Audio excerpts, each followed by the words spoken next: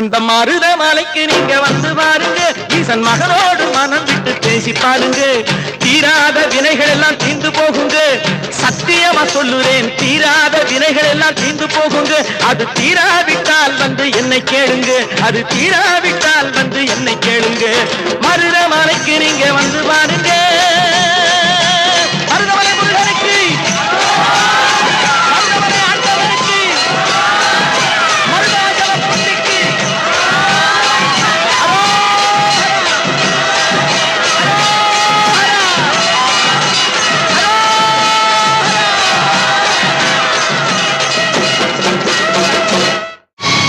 கண்டுகொண்டேன், வந்தது யார் என்று கண்டுகொண்டேன்.